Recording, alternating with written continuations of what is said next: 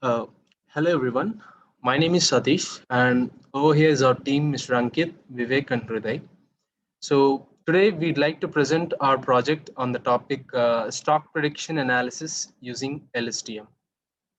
So as you all know, what stock prediction is, basically it determines the future value of particular company's stock. So by analyzing the historical data of stock prices, the future stock prices are predicted. So this stock prediction is one of the tough tasks as there will be different factors affecting the stock prices. So some of the factors like supply and demand, interest rates, current events, exchange rates, etc. So there are both internal and external factors affecting on these prices.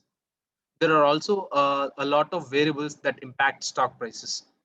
So accurate prediction is a tough task as these prices are volatile; they keep on changing.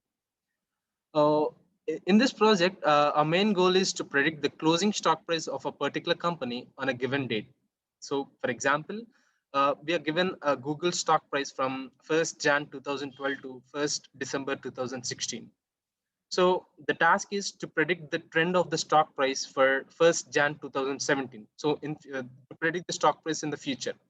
So it is impossible to predict the exact stock price, but it is possible to predict and capture the upward and downward trends.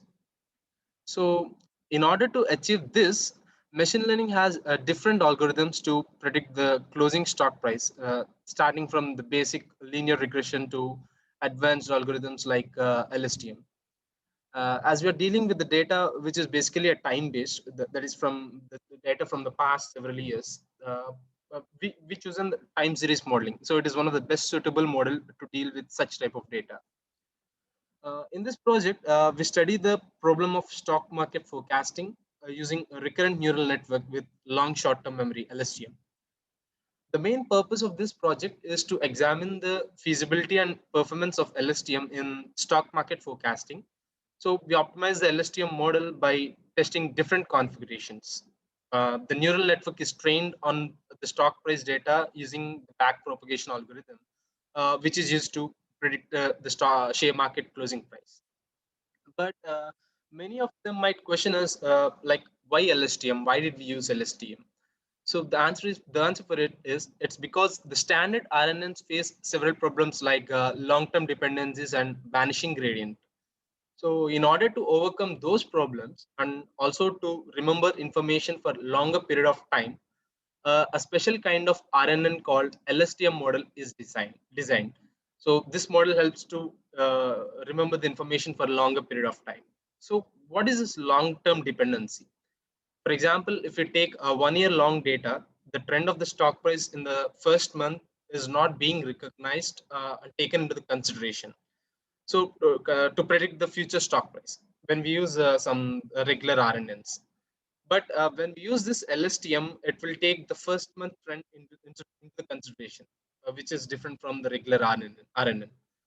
So coming to the vanishing gradient, this vanishing gradient problem is one example of unstable behavior that you may encounter when training a deep neural network.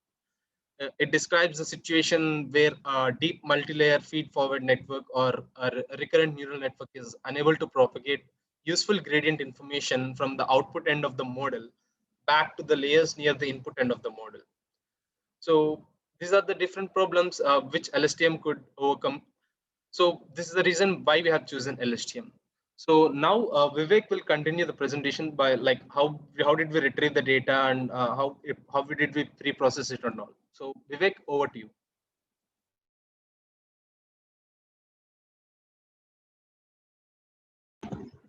Yeah, thanks, Adish. So when we try to get the data from various sources, we found out the Yahoo Finance API, and thanks to Y Finance, we got the data for free. We use the Pandas data reader library in Python, and we have used various methods of it to get the Apple stock prices. And basically, the we from the Y Finance API data, we get the highest, lowest opening and closing stock prices along with the volume. Here, volume is nothing but the amount of shares being traded per day. As said before, our main focus is to predict the closing stock price. So we have taken only the closing stock price into consideration. And if we found any NANs in the data, we use the previous stock price. We took that into consideration. And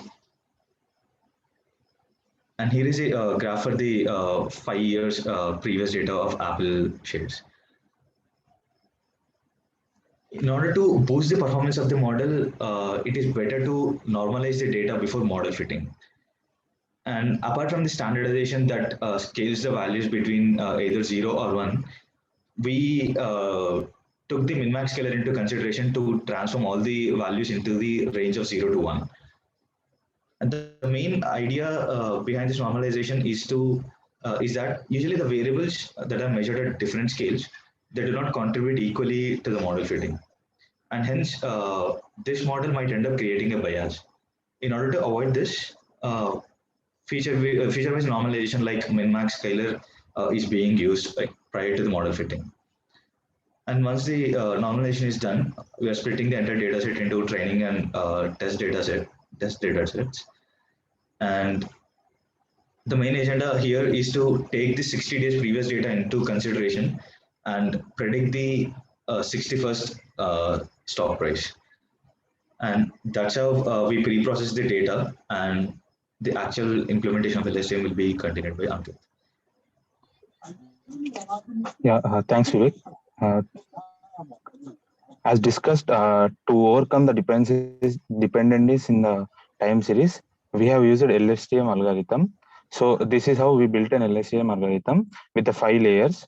Each layer consists of 50 neurons, and the last layer consists of is a dense layer with 1 neuron. So for hyperparameter tuning, like time step and learning rate, we have used random search to determine the best parameters.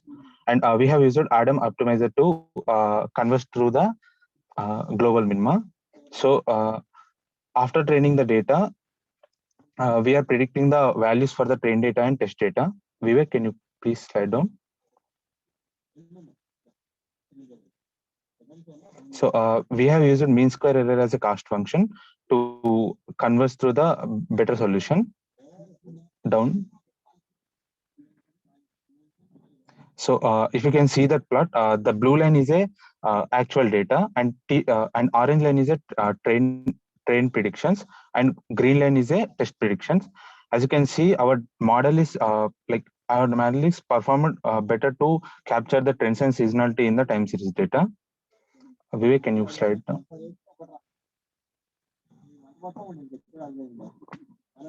So as we discussed, we are trying to predict the future 30 days of data stock market prices using this particular algorithm. So what it does is it will take the last 60 days of the data points as an input, and we are predicting the 61st data as an output, and we are repeatedly adding the predicted value into training data, and we are making predictions using the already trained model, LSTM model.